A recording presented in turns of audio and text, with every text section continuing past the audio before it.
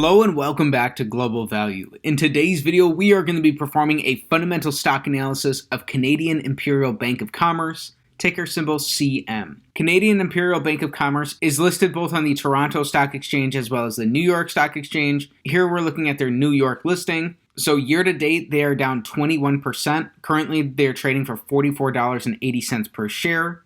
Over the past year, they're down 17.5%.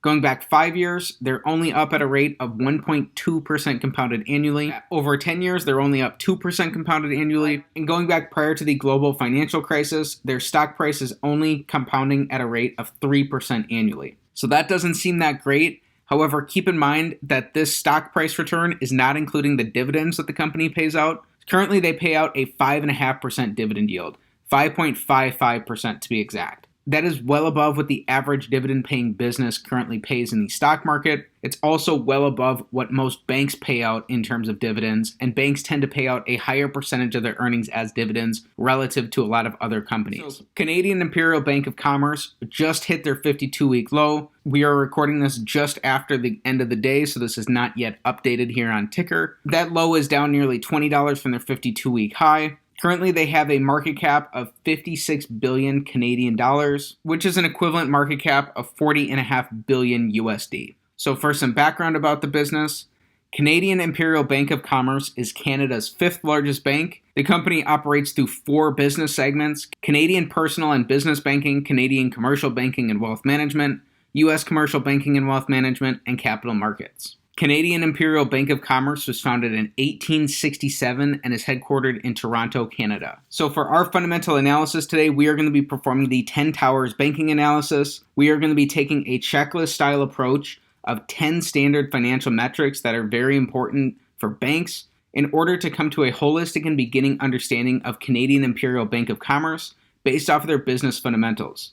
This analysis will continue to evolve and get better over time. It's still a work in progress, and it's an opportunity to learn about banks in public.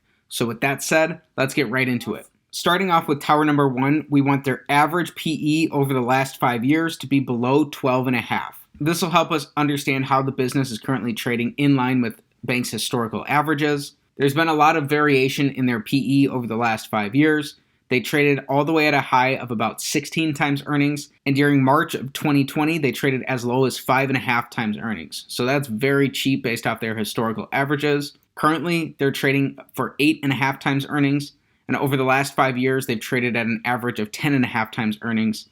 So this is going to be a check here to start off on tower number 1. They're coming in below that historical average banking valuation. Strong sign to see on their valuation starting off here with tower number 1. Tower number 2, we want their average 5-year return on equity to be greater than 9%. In most of these years, Canadian Imperial Bank of Commerce earned above average returns on equity. They were decreasing going into the pandemic, and in 2020, they had their lowest return on equity over this time frame. However, a hallmark sign of being a great bank, which we're seeing here, is that even in a tough financial year for banks, they were still earning a respectable return on equity. And in fact, they were still earning above the metric we're looking for. So they've rebounded since then. In their fiscal 2022, they earned about a 15% return on equity. And over the last 12 months, they've earned about a 14% return on equity as well. So overall, in the last 5 years, they're averaging a 14% return on equity. This is another check here on tower number 2. Tower number 3, here we're looking for 5-year revenue growth. All of these numbers are going to be in US dollars, even though the bank primarily operates in Canada. In 2017, they brought in $12 billion of revenues, and that has grown. Last year, they brought in $16 billion of revenue. Another check here on tower number 3. Tower number 4, here we're looking for earnings growth over the last 5 years. In 2017, they brought in $3.6 billion of earnings, and that has grown to $5.2 billion of earnings last year. In their last 12 months, that has come down just a little bit to about $5 billion of earnings, but it's still up over the last 5 years. This is another check here on tower number 4. Banks are different from other businesses in that a bank is actually going to be based on its abilities to produce earnings, while most other businesses are based on their abilities to produce free cash flows. We also want to capture how much Canadian Imperial Bank of Commerce is bringing in earnings in an average year here. And when we add up their net income and divide it by 5 to get our answer, we observe that Canadian Imperial Bank of Commerce is producing about $4 billion of earnings in an average year. Put that number in the bank for now. We'll come back to it later on in our analysis. Again, through our first 4 towers, we've got 4 checks. Tower number 5, we're looking for 5-year growth in deposits. Canadian Imperial Bank of Commerce has grown their deposit base from $308 billion in 2017 up to $467 billion in 2021. This is very strong deposit growth over this time frame. This is another check here on tower number 5. Tower number 6, here we're looking for decreasing shares outstanding over the last 5 years. Unfortunately, this is going to be our first X here. During this time, they've increased their shares outstanding and they've diluted existing shareholders by about 9%. So this is important because when you're purchasing a share of stock, what you're really buying is a fractional ownership percentage in that underlying business. When a business issues new shares and dilutes existing shareholders, they're decreasing your ownership percentage in the business, which ultimately decreases the percentage of the business's profits that you're going to be entitled to. That's the opposite of what we want here, especially when over this time period, at times it looked like Canadian Imperial Bank of Commerce was trading for quite below its historical averages. This again is going to be an X on tower number 6. Between the last 2 towers of deposit growth, and here we're seeing an increase in shares outstanding. Ideally, we'd like to see deposit growth with a decrease in shares outstanding to give us strong deposit per share growth. That's another sign of being a really wonderful bank. In this case, Canadian Imperial Bank of Commerce has grown their deposit base faster than they've grown their shares outstanding. So they are showing deposit per share growth. But again, it's not as strong of a signal to us as if they would have been buying back shares over this time frame as well. So far through 6 towers, we've got 5 checks, and tower number 6 was our first X. Tower number 7, we want their interest expense as a percentage of total deposits to have decreased over the last 5 years. In this time frame, we see that their deposit base is up and their interest expense is down. So this is a great sign here. This is a check on tower number 7. Banks are a commodity business. They can potentially earn a low-cost producer advantage relative to their peers by paying out smaller amount of interest per dollar of deposits than their peers. These interest expenses are going to depend heavily on interest rates, but it is a strong sign to see here that they've grown their deposits while also shrinking their interest expense, potentially giving them a lower cost producer advantage. Again, this is exactly what we're looking for here on tower number 7, and this is going to be another check. Tower number 8, here we want their non-interest expenses as a percentage of total deposits to have been decreasing over the last 5 years. So this is similar to a bank's efficiency rating, and it's going to give us a measure of how efficiently a bank is operating. Here we're going to have to do some math because both deposits and their non-interest expenses have increased. So in 2017, non-interest expenses were 2.4% of total deposits, and that has decreased. In 2021, non-interest expenses were only 1.95% of total deposits. This means that Canadian Imperial Bank of Commerce is operating more efficiently today than they were 5 years ago. This is another strong sign on tower number 8, and so far through 8 towers, we've got 7 checks. Tower number 9, here we're typically looking for institutional deposits as a percentage of total deposits to be decreasing, and ideally we want that to be as close to 0 as possible. For whatever reason, Canadian Imperial Bank of Commerce is not displaying data on this here in Ticker, even though other Canadian banks do display that same data. Here we're going to use their percentage of interest-bearing deposits and their growth of non-interest-bearing deposits as a proxy for that. So the reason we want to see decreasing institutional deposits is because it's harder for a block of retail-funded deposits to flee a bank, especially during times of economic duress. Plus, it also limits systemic exposure to other banks and financial institutions. So again, here as a proxy, in the last 5 years, we've seen their non-interest-bearing deposits almost double. These have grown faster than they've grown their interest-bearing deposits. So interest-bearing deposits are exactly what they sound like. They're the deposits that the bank has to pay out interest on. Non-interest-bearing deposits are the opposite. They're deposits the bank takes in that they don't have to pay interest on. This is important here because banks make money based off of the spread on the interest that they have to pay out on deposits versus the interest that they're taking in from loans made using a percentage of their deposit base. So again here, non-interest-bearing deposits are growing faster than interest-bearing deposits.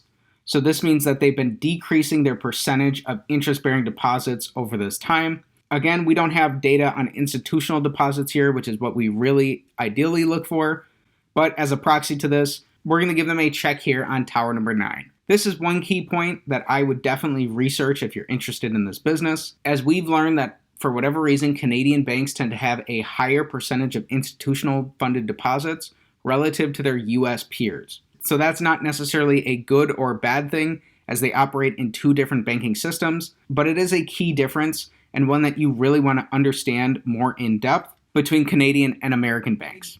Finally, the big tower of them all, tower number 10, we want their market cap to be below their average 5-year net income multiplied by 10 to give us a reasonable starting point for evaluation of the business. So currently, Canadian Imperial Bank of Commerce has a $41.7 billion US dollar market cap, and we learned earlier that they're producing about $4 billion of earnings in an average year.